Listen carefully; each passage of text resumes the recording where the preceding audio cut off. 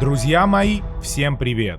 В обзорном ролике про события с новым героем Джокером я обещал отдельно поговорить о самом герое. Именно этим сегодня мы и займемся. Напомню, что Джокер — резонатор-наездник. Он работает по принципу разделения силы.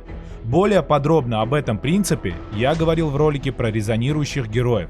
Ссылку я оставлю в описании к этому видео.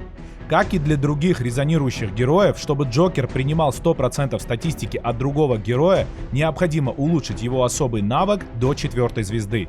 На это необходимо потратить 150 фрагментов Джокера. Более подробно о том, как работает его особый навык «Кусочек безумия», мы поговорим в конце этого ролика. А сейчас вы видите на своих экранах стоимость улучшения всех 7 звезд этого навыка.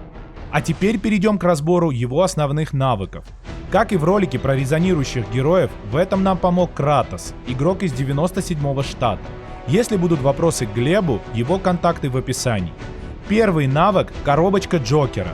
Начиная с 9-го раунда, каждые 3 раунда использует одно из умений против первых атакующих войск соперника в следующем порядке: ошеломление, заглушение, обезоруживание.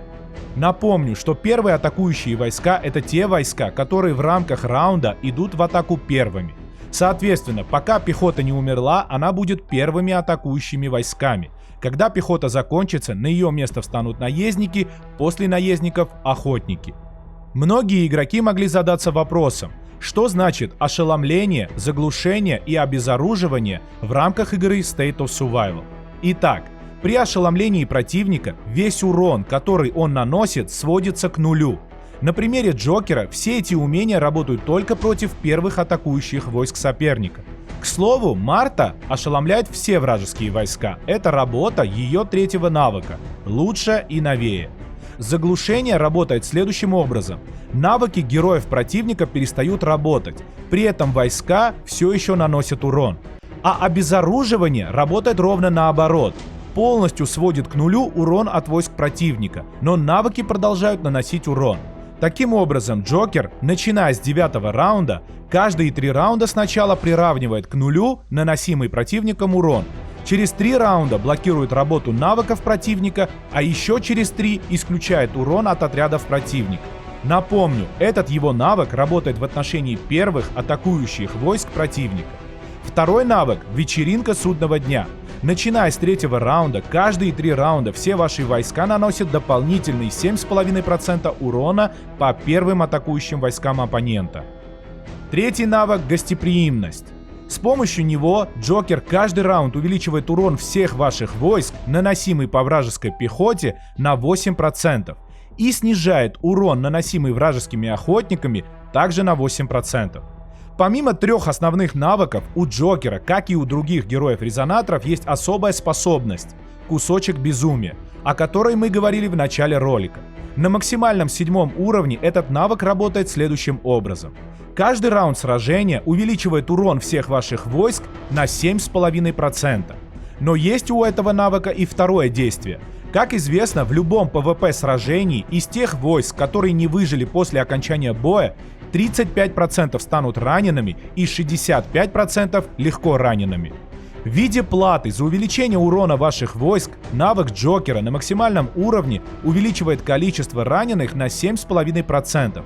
В итоге 42,5% войск станут ранеными и 57,5% легко ранеными. Тем не менее, в рейде, если лидер рейда или строения использует Джокера, то действие навыка, увеличивающего количество раненых, будет распространяться только на него, а процент раненых у всех остальных в рейде будет обычным, то есть 35%. Также всем известно, что первые 4 вступающих в рейд героя Капитана Марша дают определенный бонус. Какой именно, зависит от возраста штата и последнего доступного поколения героев. Проверить это можно простым способом. Создаем рейд без героев, заходим в него также без героев. Получаем результат и записываем количество наших выживших бойцов на 1-м раунде. Это будет базовое значение выживших в рейде солдат. Далее проделываем то же самое, то есть открываем рейд без героев, но заходим в рейд уже с героями, работу навыков которых мы хотим проверить. Посмотрев на результат, допустим, видим, что количество выживших у противника не меняется, а значит никакого бонуса в виде дополнительного урона с нашей стороны нет, но при этом количество наших выживших увеличилось. Если количество выживших увеличилось, значит противник убил меньше наших войск, следовательно, мы снизили его урон. Затем вычисляем, на сколько процентов увеличилось число выживших на первом раунде. Это число – защитный бонус героя как вступающего. В новой боевой механике, то есть у всех, у кого уже есть 4-е поколение героев, этот бонус снижает урон противника. У Вако, а также у всех героев с 5 по 8 поколение и нескольких героев из самых первых поколений, этот бонус равен 5%. Самое большое снижение урона на данный момент у героя-резонатора Дэрила – 7%. А новому герою Джокеру, так же как и большинству других героев, был дан 5% бонус. Исходя из этого, можно сделать вывод, что наиболее полезно вступать в рейды с первым героем Дэрилом, даже если он срезонирован с фиолетовым героем. Вы можете проводить свои тесты с героями для атаки и защиты строений, но попробуйте следующие вариации героев и построения. Для атаки Магнус, Джокер, Тина с формацией 60-15-25. Хэнк, Джокер, Тина 55-15-30. Если у вас нет Джокера, попробуйте Хэнк, Михо, Тина с формацией 60-0-40. А для защиты можно проверить такие формации. Магнус, Джокер, Тина 60-15-25. Хэнк, Джокер, Рокси с формацией 60-15-25.